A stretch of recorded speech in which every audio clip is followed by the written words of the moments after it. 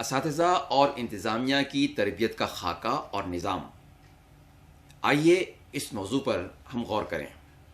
سب سے پہلے اس کی اہمیت اور افادیت کیا ہے، اسی پر ہم بات کرتے ہیں. تعلیم بہترین ذریعہ انقلاب ہے، یعنی education is the best means of revolution. دنیا کے بڑے بڑے انقلابات کی تاریخ گواہ ہے کہ ان کی پشت پر دایان انقلاب کی تعلیمی و تربیتی کاوشیں رہی ہیں. پیغمبر اسلام حضرت محمد مصطفیٰ صلی اللہ علیہ وسلم نے بھی 23 سال کی قلیل مدت میں جو عظیم اور صالح انقلاب پیدا کیا، اس کی اساس اور بنیاد بھی وہ تعلیمی اور تربیتی نظام تھا جو آپ صلی اللہ علیہ وسلم نے ترجیحی طور پر قائم کیا تھا. معروف ماہر نفسیات الفریڈ ایڈلر نے کئی ایک شخصیات کے مطالعے کے بعد ایک بہت ہی معنی خیز نتیجہ اخذ کیا ہے. وہ کہتا ہے، The most wonderful characteristics of human being is their power to turn a minus into a plus. یعنی انسانوں کی سب سے زیادہ حیرتناک خصوصیت یہ ہے کہ وہ ایک ناممکن کو ممکن میں بدلنے کی طاقت اپنے اندر رکھتے ہیں. ہمارا یہ ماننا ہے کہ اس طاقت کو بیدار کرنے کا عمل ہی دراصل تعلیم اور تربیت کا عمل ہے، کہ اس کے ذریعے سے کسی فرد اور سماج کو اس مقام تک لے جایا جا سکتا ہے کہ جس تک پہنچنے کے لیے اللہ تبارک تعالیٰ نے انہیں پیدا کیا ہے. دوسری جنگ عظیم کے بالکل آخری مرحلے میں جاپان کے 2 اہم ترین شہروں یعنی ہیروشیما اور ناگاساکی پر بم برسائے گئے، انہیں تباہ و تاراج کر دیا گیا. تو دنیا نے یہ سوچ لیا تھا کہ اس شدید نقصان کے بعد جاپان شاید کبھی بھی اپنے پاؤں پر کھڑا نہیں ہو سکے گا. لیکن صرف 45 سال کی قلیل مدت میں جاپان نے صنعت و حرفت اور تجارت و معیشت میں جو بے پناہ ترقی کی، اسے دیکھ کر عالمی برادری بھی اش کر اٹھی. اس حیرت انگیز ترقی کو دیکھ کر خود دانشوران امریکہ پکار اٹھے کہ within a short span of time a nation rose like a mythical phoenix from its own ashes. یعنی بہت ہی قلیل عرصے میں ایک قوم ترقی کی راہوں پر ایسے گامزن ہوئی جیسے کہ داستانوی پرندہ اپنی ہی راکھ کے ذروں کو مجتمع کر کے دوبارہ فضاؤں میں اڑنے لگا ہو. جاپانی سربراہ مملکت سے جب اس برق رفتار ترقی کا راز جاننے کی کوشش کی گئی تو انہوں نے کہا تھا کہ وی ایجوکیٹ آور پیپل. سوال کرنے والے نے 3 مرتبہ سوال کو دہرایا اور تینوں بار جاپانی سربراہ مملکت نے وہی جواب دیا کہ وی ایجوکیٹ آور پیپل. جب یہی سوال 4تھی مرتبہ دہرایا گیا تب انہوں نے کہا کہ دین وی ٹرسٹ ان دیم، یعنی پھر ہم ان پر اعتماد کرتے ہیں. تعلیم اور اعتماد، یہ انہوں نے جاپانی ترقی کا راز بتایا. جاپانی سربراہ مملکت کا تعلیم پر یہ زور اپنے اندر ایک مکمل تاریخ رکھتا ہے. ہیروشیما اور ناگاساکی کے جانی و مالی ہر طرح کے نقصان سے جاپانی قوم کو جو صدمہ پہنچا تھا، اس نے پوری جاپانی قوم میں اپنے اندر انتقام کی آگ دہکا دی تھی. جاپانی سربراہ مملکت کا تعلیم پر یہ زور اپنے اندر ایک مکمل تاریخ رکھتا ہے. ہیروشیما اور ناگاساکی کے جانی و مالی ہر طرح کے نقصان سے جاپانی قوم کو جو صدمہ پہنچا تھا، اس نے پوری جاپانی قوم میں ایک انتقام کی آگ دہکا دی تھی. جاپان کا بچہ بچہ اپنے حریف سے بدلہ لینا چاہتا تھا، لیکن اس وقت جاپانی قیادت نے اپنی فوج کو میدان جنگ چھوڑ دینے کا حکم دیا. بپھری ہوئی قوم نے کہا ہم لڑیں گے، ہم بدلہ لیں گے. تب قیادت نے کہا ہم نے صرف میدان جنگ چھوڑنے کی بات کی ہے، جنگ ختم کرنے کی نہیں. اب یہ جنگ میدان جنگ کی بجائے اسکولوں، کالجوں، یونیورسٹیوں، لائبریریوں اور تجربے گاہوں اور کارخانوں سے لڑی جائے گی. آفرین ہے جاپانی قوم پر کہ اس وقت سے آج تک یہ قوم اپنے مشن میں جٹی ہوئی ہے، اور ان کا تجربہ ایک بار پھر اس حقیقت کو عیاں کر رہا ہے کہ تعلیم ہی بہترین ذریعہ انقلاب ہے۔ تعلیمی نظام کی عمارت جن اہم ستونوں پر قائم ہوتی ہے ان میں اساتذہ، طلباء، سرپرستان طلباء، انتظامیہ، حکومت اور سماج شامل ہیں۔ اسی لیے دور جدید میں تعلیم کو 6 ستونی عمل یعنی ہیگزا پولار پروسیس کہا جاتا ہے۔ اساتذہ اور انتظامیہ 2 ایسے منظم ستون ہیں جو باقی ستونوں کو بھی متحرک کر سکتے ہیں۔ اسی لیے آج اساتذہ اور انتظامیہ کی تربیت کے مختلف خاکوں اور اس کے نظام پر بحث کی جا رہی ہے۔ آئیے سب سے پہلے ہم بات کرتے ہیں اساتذہ کے لیے تربیت کے خاکے اور نظام پر۔ اس کے عمومی مقاصد کیا ہوں گے؟ پہلا مقصد اساتذہ کے علمی، فکری اور فنی ارتقاء میں ان کی مدد کرنا۔ نمبر 2، اساتذہ کو ان کے اپنے سوٹ تجزیے میں، سوٹ انالیسس میں مدد کرنا۔ اساتذہ کی تدریسی مہارتوں کو فروغ دینا۔ نمبر 4، اساتذہ کو تعلیم میں جدید رجحانات سے واقفیت حاصل کرنے میں مدد کرنا۔ نمبر 5، اساتذہ کو مؤثر طریقۂ تدریس سے واقف کروانا اور اس قابل بنانا کہ وہ عملی طور پر ان طریقوں کو برت سکیں۔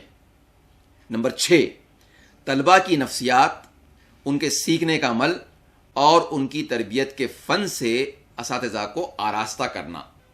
نمبر 7، اساتذہ کو اس قابل بنانا کہ وہ اپنے مضمون کی تدریس کے دوران پیش درس کے مختلف نکات کو زندگی اور اس کی اعلیٰ انسانی اور اسلامی اقدار سے مربوط کر سکیں۔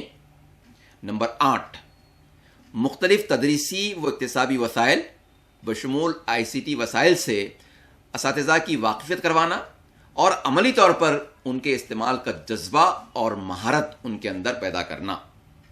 نمبر 9، اساتذہ کو تعلیمی پالیسیز اور پروگرام سے واقفیت حاصل کرنے میں ان کی مدد کرنا۔ اور نمبر 10، اساتذہ کو مزید مؤثر بننے میں مدد کرنا۔ ظاہر ہے کہ یہ کوئی فائنل لسٹ نہیں ہے، اور آپسی مشورے سے ہم اس کو مزید جامع اور بامعنی بنا سکتے ہیں۔ 2 گزارشات ہیں۔ ایک تو یہ کہ عمومی مقاصد کی اس فہرست کو اور جامع بنانے کی کوشش کی جائے، اور دوسرے یہ کہ اس بات کو ملحوظ رکھا جائے کہ خصوصی مقاصد شرکاء کی سطح، یعنی وہ پری پرائمری لیول کے ہیں، پرائمری لیول کے ہیں، اپر پرائمری کے ہیں، سیکنڈری یا ہائر سیکنڈری لیول کے ہیں، اور دوسرے یہ کہ ان کا مضمون کیا ہے۔ انگریزی، سائنس، ریاضی، دینیات وغیرہ، ان باتوں کو ملحوظ رکھتے ہوئے مقاصد طے کیے جا سکتے ہیں۔ نمونتاً مثال کے طور پر میں ایک پروگرام کا خاکہ آپ کے سامنے پیش کر رہا ہوں۔ یہ خاکہ ہے خصوصی تربیتی پروگرام برائے اپر پرائمری انگلش ٹیچرز۔ اب اس کے خصوصی مقاصد کیا ہو سکتے ہیں؟ نمبر 1، اپر پرائمری سطح پر انگریزی زبان بحیثیت زبان دوم یا سوم پڑھانے کے مقاصد سے اساتذہ کو واقفیت حاصل کرنے میں مدد کرنا۔ اساتذہ کو انگریزی تدریس کے بنیادی مقصد یعنی عام بول چال کی مہارت سمجھنے میں مدد کرنا۔ نمبر 3، انگریزی کی تدریس میں نصابی کتاب یعنی ٹیکسٹ بک کی اہمیت اور اس کے صحیح استعمال سے واقفیت حاصل کرنے میں مدد کرنا، کیونکہ عام طور پر یہ دیکھا گیا ہے کہ نصابی کتاب کو لوگ حرف آخر سمجھتے ہیں، حالانکہ وہ صرف ایک ذریعہ ہے اور اس سے بنیادی مہارتیں پیدا کرنا اصل مقصد ہے۔ خصوصی مقصد نمبر 4، انگریزی تدریس کو آسان، دلچسپ اور مؤثر بنانے میں اساتذہ کی مدد کرنا۔ نمبر 5، تدریس کے مؤثر طریقوں یعنی میتھڈس، طرز رسائیوں یعنی اپروچز اور تکنیکوں یعنی ٹیکنیکس اور حکمت عملیوں یعنی اسٹریٹجیز سے واقفیت حاصل کرنے میں مدد کرنا اور انہیں عملی طور پر برتنے کی صلاحیت اساتذہ میں پیدا کرنا۔ نمبر 6، اپر پرائمری انگلش ٹیچرز میں درکار اوصاف یا خصوصیات کو سمجھنے میں مدد کرنا اور انہیں اپنے اندر پیدا کرنے کا جذبہ پیدا کرنا. نمبر 7، اپر پرائمری طلبہ اور اساتذہ کے لیے مفید آن لائن ریسورسز کا انتخاب کرنے اور ان کا صحیح استعمال سمجھنے میں اساتذہ کی مدد کرنا. اور نمبر 8، انگریزی زبان میں ٹیسٹ اور امتحانات کس طرح لیے جائیں، اس مہارت سے اساتذہ کو آراستہ کرنا. اب ان مقاصد کے حصول کے لیے جو عنوانات تجویز کیے جا سکتے ہیں وہ اس طرح سے ہیں. نمبر 1، انگریزی زبان سیکھنا کیوں ضروری ہے. نمبر 2، اپر پرائمری سطح پر انگریزی زبان جو زبان دوم یا سوم کی حیثیت سے پڑھائی جاتی ہے اس کی تدریس کے مقاصد کیا ہیں. نمبر 3، زبان کی مہارتیں اور ان کا فروغ. نمبر 4، سننا یعنی لسننگ، اس کی مہارت اور اس کا فروغ. نمبر 5، بولنا یعنی اسپیکنگ کی مہارت اور اس کا فروغ. نمبر 6، پڑھنا یعنی ریڈنگ کی مہارت اور اس کا فروغ. نمبر 7، لکھنا یعنی رائٹنگ کی مہارت اور اس کا فروغ. نمبر 8، مہارتوں پر مبنی سبق کی منصوبہ بندی کس طرح کی جائے. نمبر 9، انگریزی کی تدریس میں معاون امدادی وسائل کون کون سے ہو سکتے ہیں. نمبر 10، انگریزی زبان کے معلم کے اوصاف اور اس کے علمی، فکری اور فنی ارتقاء کے لیے لاہ عمل. نمبر 11، انگریزی تدریس و اکتساب میں ڈکشنری کا استعمال کیا، کیوں اور کیسے. انگریزی تدریس کی راہ میں حائل دشواریاں، مسائل اور ان کا حل. نمبر 13، انگریزی خوشخطی یعنی ہینڈ رائٹنگ کی مشق کیسے کروائی جائے. نمبر 14، انگریزی الفاظ کی اسپیلنگ کیسے یاد کروائی جائے. اس کے لیے ورڈ گیم کون کون سے ہو سکتے ہیں.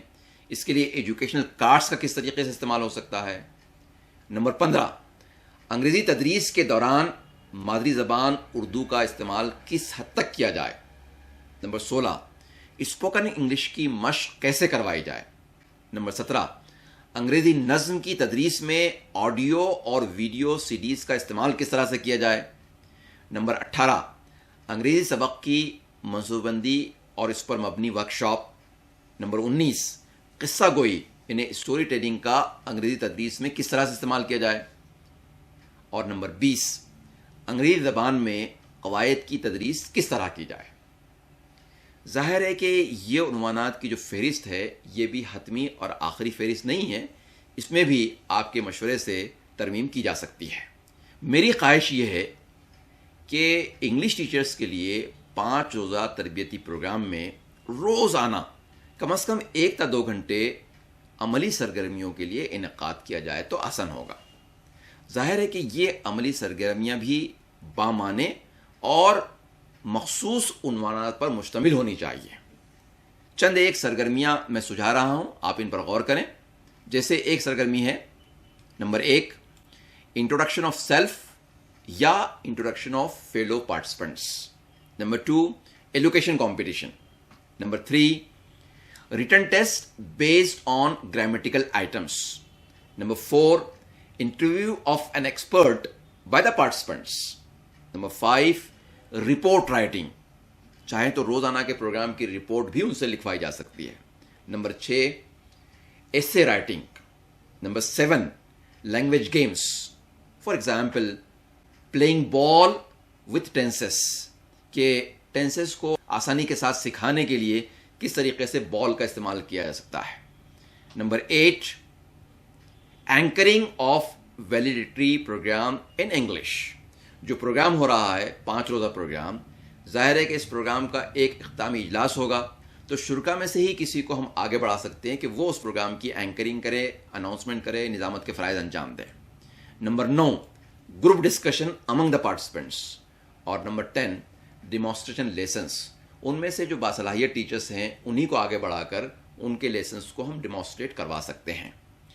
اسی طرز پر ریاضی، سائنس اور دینیات کے اساتذہ کے تربیتی خاکوں کے لیے خصوصی مقاصد اور عنوانات تجویز کیے جا سکتے ہیں. آئیے غور کریں کہ اساتذہ کے لیے تربیت کا نظام کیا ہو. گزشتہ برسوں میں آل انڈیا سطح پر ریسورس پرسنز کی تربیت کی غرض سے پروگراموں کا انعقاد کیا جاتا رہا ہے۔ ان پروگراموں میں تدریس و اکتساب سے متعلق بنیادی موضوعات کا احاطہ کیا جاتا رہا ہے۔ اس بات کی توقع کی گئی تھی کہ ان خطوط پر ریاستی، علاقائی اور ضلعی سطحوں پر ان ریسورس پرسنز کے ذریعے تربیتی پروگراموں کا انعقاد کیا جائے گا، اور کوشش کی جائے گی کہ پہلے مرحلے میں سبھی تحریکی اساتذہ اور دوسرے مرحلے میں ملت کے دیگر اساتذہ کی شمولیت کو یقینی بنایا جائے۔ بہتر ہوگا کہ اب ہم ایلیمنٹری ٹیچرز اور سیکنڈری ٹیچرز کے لیے علیحدہ تربیتی پروگراموں کے انعقاد کی کوشش کریں۔ اسی طرح مضمون واری اساتذہ کی تربیت کی غرض سے مختلف ریاستوں میں ریاستی سطح پر پروگراموں کا انعقاد کریں تاکہ متعلقہ ریاست کے نصاب اور وہاں کی درسی کتابوں کو ملحوظ رکھا جا سکے۔ آئیے اس کے بعد ہم بات کرتے ہیں انتظامیہ کے لیے تربیتی پروگراموں کے انعقاد کی۔ اب انتظامیہ کے افراد جو ہیں ان کے لیے تربیتی پروگرام تجویز کیے جا رہے ہیں، ان کے مقاصد کیا ہو سکتے ہیں؟ نمبر 1، ملی اور بالخصوص تحریکی تعلیمی اداروں کی انتظامیہ سے وابستہ افراد کو تعلیم کے اعلیٰ نصب العین اور مقاصد سے واقف کروانا۔ نمبر 2، مؤثر تعلیمی نظام کے لیے منتظمین میں مطلوبہ اوصاف اور صلاحیتوں کو سمجھنے میں مدد کرنا اور عملی طور پر اپنی شخصیت میں ان اوصاف کو پروان چڑھانے کے لیے ان کے اندر جذبہ پیدا کرنا۔ نمبر 3، تعلیمی اداروں کی منصوبہ بندی کی اہمیت اور طریقہ کار سے واقف کروانا۔ نمبر 4، تعلیمی اداروں کی کامیابی میں انتظامیہ کے مؤثر رول سے ان کو واقف کروانا اور ادارے اور انتظامیہ کے حدود کار سمجھنے میں مدد کرنا۔ نمبر 5، تعلیمی اداروں کے جائزے، ان کی درجہ بندی اور ان سے وابستہ افراد کو موٹیویشن فراہم کرنے کی صلاحیت پیدا کرنا۔ اور نمبر 6، تعلیمی اداروں سے متعلق مرکزی اور ریاستی حکومتوں کی مختلف اسکیمات سے واقفیت اور ان سے استفادے کی صلاحیت پیدا کرنا۔ ظاہر ہے کہ یہ مقاصد کی فہرست بھی کوئی حتمی فہرست نہیں ہے، آپ کے مشورے سے اس میں مزید بہتری اور نکھار پیدا کیا جا سکتا ہے۔ اب انتظامیہ کے افراد کے لیے جو پروگرام تجویز کیا جا رہا ہے اس کے عنوانات کیا ہو سکتے ہیں؟ نمبر 1، ہمارے تعلیمی اداروں کا نصب العین اور مقاصد۔ نمبر 2، انتظامی افراد کے اوصاف اور صلاحیتیں اور ان کا ارتقاء۔ نمبر 3، انتظامی افراد کے درمیان تقسیم کار۔ نمبر 4، انتظامی منصوبہ بندی، اہمیت اور طریقہ کار۔ نمبر 5، انتظامیہ کا مؤثر کردار اور حدود۔ نمبر 6، تعلیمی اداروں کے جائزے اور ان کی درجہ بندی۔ نمبر 7، تعلیمی اداروں سے وابستہ افراد کو کس طرح موٹیویٹ کیا جائے۔ نمبر 8، اقلیتی تعلیمی اداروں کے لیے مرکزی اور ریاستی حکومتوں کی مختلف اسکیمات۔ نمبر 9، اداروں کے لیے درکار اسٹاف کا تقرر کس طرح کیا جائے۔ نمبر 10، اسٹاف میں تقسیم کار کس طرح ہو۔ نمبر 11، اسٹاف کے لیے تربیت کا مسلسل نظام کس طرح قائم کیا جائے۔ نمبر 12، ملت کے تعلیمی اداروں کے درمیان تال میل کس طرح قائم کیا جائے۔ نمبر 13، آئی ڈی بی اور دیگر جو این جی اوز ہیں ان سے کس طرح امداد ادارے کے لیے حاصل کی جائے۔ نمبر 14، ٹوٹل کوالٹی مینجمنٹ، کیا، کیوں اور کیسے۔ نمبر 15، مختلف ہیڈز یا سربراہان یا ایچ ایمز کے تقرر کی بنیادیں کیا ہوں۔ نمبر 16، انٹرفیرنس کے بغیر ادارے سے وابستہ افراد کی رہنمائی کس طرح کی جائے۔ نمبر 17، انتظامیہ کی میٹنگ اور رپورٹ کا ریکارڈ کس طریقے سے مینٹین کیا جائے۔ نمبر 18، اداروں کی توسیع کس طرح کی جائے۔ اور 19، جو آج کے تناظر میں بہت زیادہ اہمیت ہے کہ دیگر برادران وطن کے بچوں کی تعلیم کا نظم کس طرح اخلاقی بنیادوں پر ہمارے اداروں میں کیا جائے۔ اور نمبر 20، حکومت کی تعلیمی پالیسی اور ہمارا کردار، یہ بھی ایک بہت اہم موضوع ہے جس کو انتظامیہ کے افراد کے تربیتی پروگراموں میں شامل کرنے کی ضرورت ہے۔ مزید عنوانات کا اضافہ کیا جا سکتا ہے۔ اللہ تعالیٰ سے دعا ہے کہ اللہ تعالیٰ ہمیں اساتذہ اور انتظامیہ کے افراد کے لیے ان خطوط پر یا ان سے بھی بہتر خطوط پر پروگراموں کے انعقاد کی ہمت، توفیق اور طاقت عطا فرمائے۔ وآخر دعوانا ان الحمد للہ رب العالمین۔ السلام علیکم ورحمۃ اللہ وبرکاتہ۔